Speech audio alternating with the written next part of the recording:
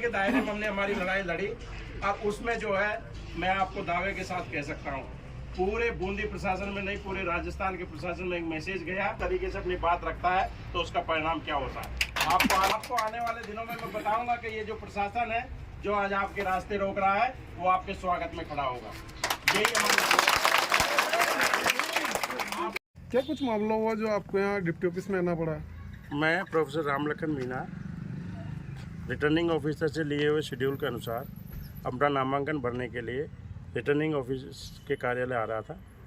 जब मैं returning office में आ रहा था तो रिटर्निंग ऑफिस साहब ने मेरे कार्यकर्ताओं को आदेश क्रमांक संख्या विधानसभा चुनाव 2023/672/680 दिनांक 4/11/2023 को एक परमिशन दी थी जिसमें समर्थकों को ये कहा था कि आप डीजे के साथ 5 बजे तक जा कर के शांतिपूर्ण तरीके से अपना नामांकन दाखिल कर सकते हैं। हम उसी के अनुसार हमारे कार्यालय से पैदल आ रहे थे।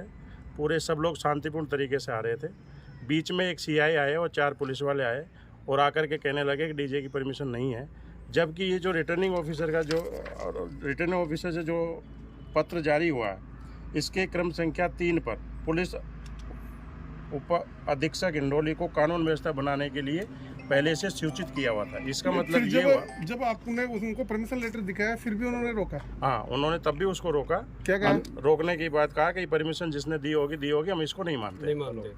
तो मतलब चुनाव आयोग की परमिशन को वो नहीं मानते हैं। फिर मैं कार्यकर्ता उद्वेलित होने लगे तो मैंने शांतिपूर्ण तरीके से उनको समझाया और समझा करके कहा कि हम संविधान को मानने वाले लोग हैं, हम संविधान के दायरे में रह के ही इसका की लड़ाई को लड़ेंगे। मैं अपने कार्यकर्ताओं के साथ शांतिपूर्ण तरीके से रिटर्निंग ऑफिसर के यहाँ गया और वहाँ जाकर के अपना नामांकन प्रस्तुत किया। उसके बाद नामांकन प्रस्तुत करने के बाद मैं यहाँ पे आकर के और डिप्टी साहब से मिलने आया। डिप्टी साहब के जो ऑफिस के जो लोग हैं वो कह रहे हैं कि हम इसको रिसीव नहीं करेंगे, जबकि सरकारी किसी भी कार्यालय में कहीं जाओगे तो आपको उसके रिसीविंग देना और लेना दोनों ही ज़रूरी है। तो ये यहाँ की जो कानून व्यवस्था है और ये जो कानून व्यवस्था किसके इशारे पे चल रही है, ये सारा का सारा एक षड्यंत्र है। यहाँ की जो चुनाव प्रक्रिया है उसको बाधित करने का।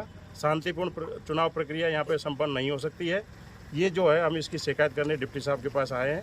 अगर इसको डिप्टी साहब नहीं लेंगे तो हम इसकी शिकायत चुनाव आयोग को और ज़रूरत पड़ी तो भारत निर्वाचन आयोग को दिल्ली भी करें।